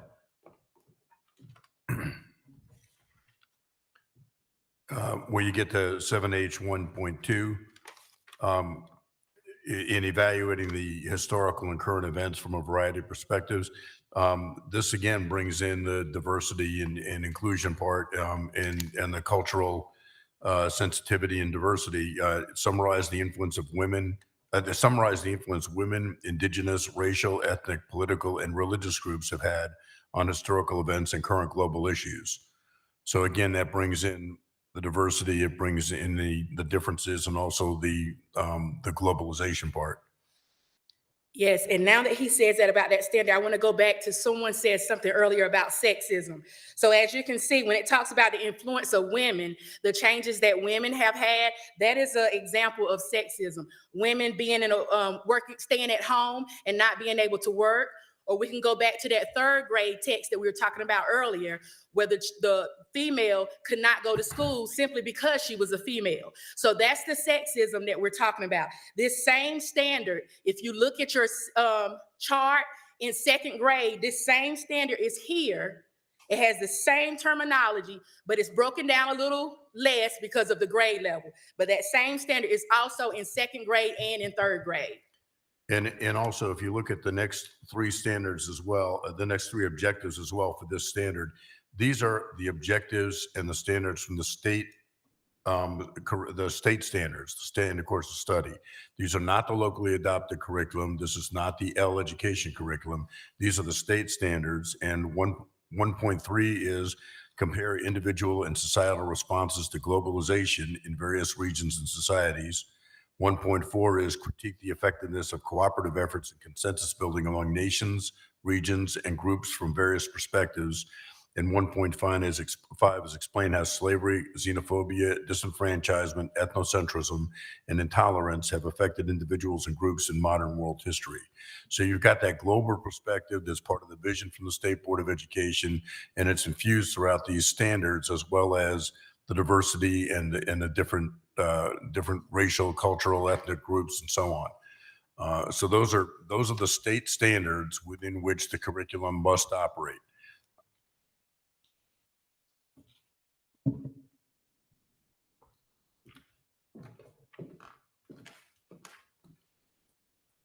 So I guess I'll read the conclusion here. Your school system is laser focused on improving student outcomes right now and eliminating low performing schools. And quite frankly, that is a moral imperative to fulfill your constitutional obligation to provide a sound basic education to students. With the performance of the school system over the past 8 years, you've got to get off that low performing list. You've got to be doing better. The L education curriculum is rigorous. It is engaging. It's been very well vetted. It's very highly rated, and it is high quality. The content and the curriculum are fully aligned with the state standards. And I think that that's been demonstrated throughout this. One thing you need to keep in mind is, consistent with the State Board's vision, State Board of Education's vision, is that we're educating students to participate in a very diverse, fully integrated global community and a global economy. And that includes exposing them to things that are outside of their immediate world, outside of their immediate community, and educating them about cultural norms and cultural differences. You can't pick and choose in a curriculum in a way that's going to satisfy everybody and meet everybody's viewpoints, religious beliefs, personal concerns, or anything else. As board members, you take an oath to uphold the laws of the state of North Carolina and the Constitution of the United States and the Constitution of the state of North Carolina, not inconsistent with the Constitution of the United States. And that means in some instances, you may have to put aside your personal beliefs in order to meet the needs of the state and the requirements of the state. We can't pick and choose pieces of the curriculum that might not comply with someone's individual personal beliefs, individual religious beliefs, because if you do, you're going to end up offending someone else's beliefs. Not everybody believes the same. The reference to Allah, for example, on the 2 pages of the book there, well, there are nearly 2 billion Muslims in the world. You can't ignore the fact that there are Muslims in the world. There are Muslims in Robeson County. And not everybody is going to be of the same belief system as anybody sitting around this table. Not everybody sitting around this table is of the same belief system as everybody else sitting around this table. And so your curriculum is going to not satisfy everybody's needs if you start picking and choosing this page or that page or this particular aspect of the curriculum. It's got to meet the state standards, however, and it does. This curriculum does. You're only at the beginning. The early results you've gotten have been promising. I think you need to focus on one of the early slides here, which is that change is hard. Change is difficult. Change is painful. It's uncomfortable. And you've got to go through a huge change in order to get Robeson County Schools where you need to be and where people expect you to be and where the students and the citizens of this county deserve you to be. So it's a difficult time, but you are meeting legal requirements, you're meeting legal standards, and beyond that, I think you're meeting very high quality standards with this approach. Can you disagree with stuff about it? Sure, absolutely. But you're going to find that with any other curriculum choice you make.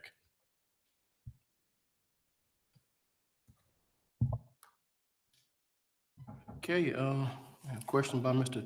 Terry. You know, as we're sitting around this table, and as I'm thinking about the individuals that went to the podium, and I appreciate everybody that gave their presentations tonight. I can't help but keep going back in my mind to the teachers. You know, we're sitting here in this ivory tower making decisions. I mean, it's easy for us to sit here to decide what somebody else is going to do on a day-to-day basis.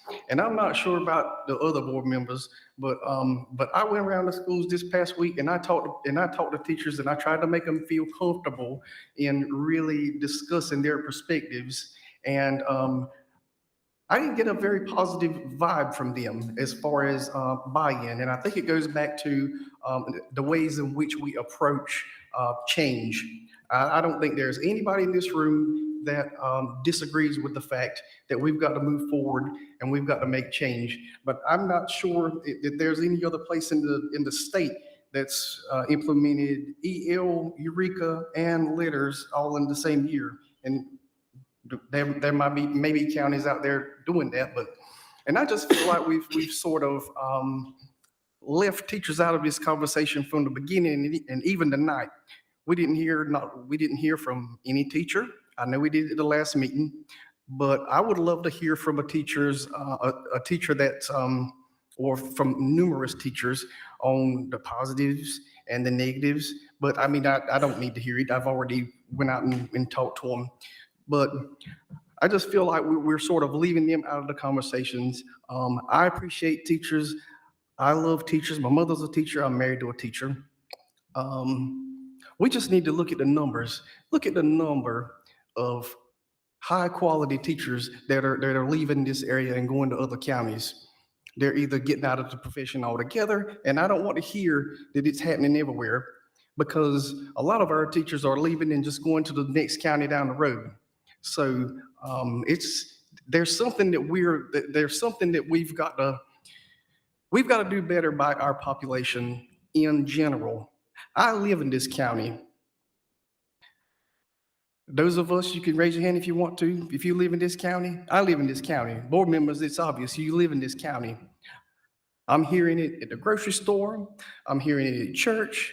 I'm hearing it at East Wind Restaurant last night. And I'm not just talking about people from the community. I'm talking about teachers and parents.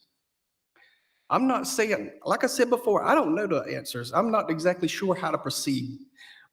But I do know that churches, people throughout the community, they're having their own events because they don't feel like they have a voice here.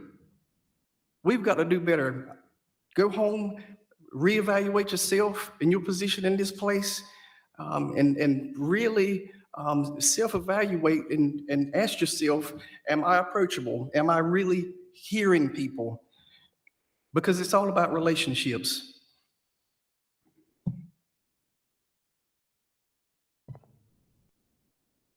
Mr. Henry? I want to piggyback on Mr. Lawson, if he doesn't mind. I totally agree with him. First of all, I'd like to say that I don't condone or support critical race theory or LGBTQ, but that's my choice. And when I think about it, you know, yeah, there's some opposition about our curriculum, but if we didn't have this curriculum, what would we have? We would have a different curriculum. And that different curriculum is going to have the same language. It's like car manufacturers.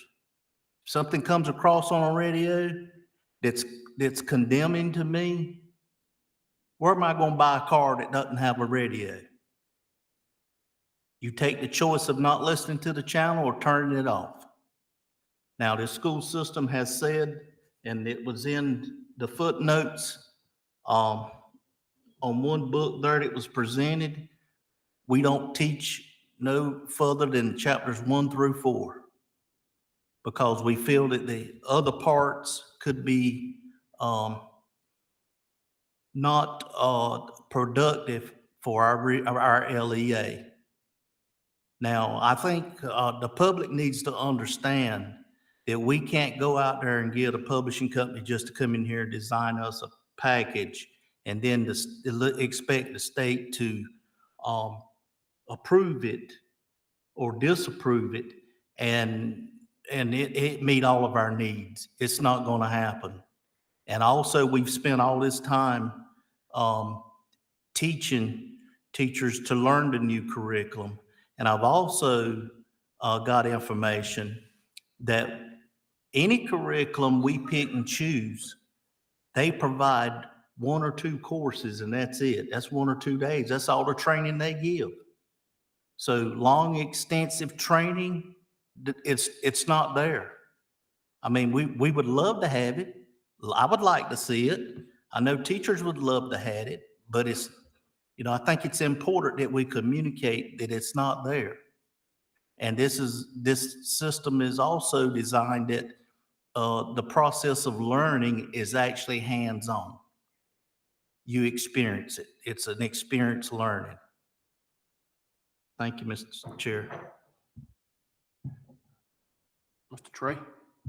Couple things. One, I have a question about if there's only 3 counties that are using this in the state, why are we giving a discussion that's so highly rated? And why is there not more counties that are using it is my question.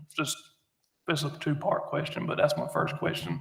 Why is there only 3 counties in the state of North Carolina that is using it?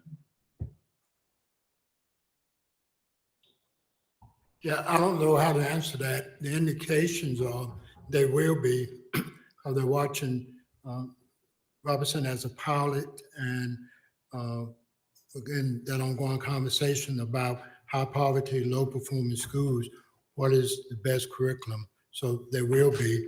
In fact, we're working with a couple of now, trying to help them to do that. And again, I do want to, Ms. Brewer and Dr. Carr, we purchased some additional PD days. When you talk about that, using that some money, sensitive to the needs of teachers. Those 3 counties comprise about 23% of the population, student population of the state. So part of it is, yes, we provided we purchased additional professional development. So the first 2 days were directly to teachers, but then what we did is purchased them for the academic coaches on a monthly basis. So, and it was for the principals. So those 2 groups have gotten professional development that they are to take back to the teachers so that we do not have to pull teachers out of the classroom, so that it's embedded in their regular day as part of their PLCs or meetings on a weekly basis.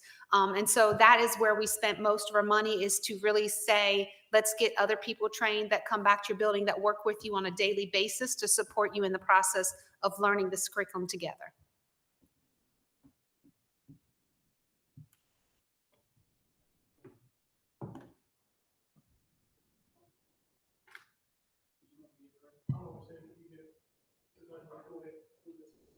Okay. Terry?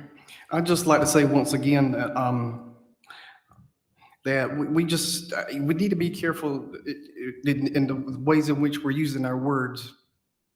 I don't like, when you're talking about we're going to teachers and we're telling them this. We're going to teachers and we're telling them that, or we're teaching them this, or we're telling them that. Again, the ways in which I think we're approaching this conversation is through the lens of this ivory tower making decisions about how somebody else is going to spend their entire day at work. And these are individuals that could be included in this conversation. And I would love for our teachers to feel empowered to really give honest feedback. And we're not just talking about individuals that are not qualified to give feedback. We're talking about licensed professionals. And if I go back to this survey here on page 41, going back to my earlier discussion about getting meaningful feedback and having that dialogue, how many responses do we have to this survey here on page 41? And I would like to see those in the raw data form, please.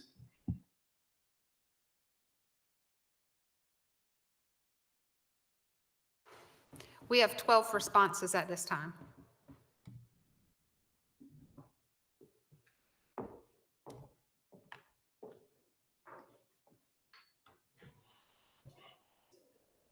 Mr. Gentry? If my understanding is correct on what all I have taken in this evening, number one, we are in the early stages of the implementation of the EL curriculum.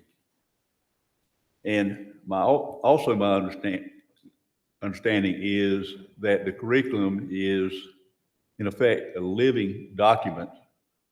So if there is some elements that need to be addressed that are not conducive, that are not being effective for the good of our students and their total education,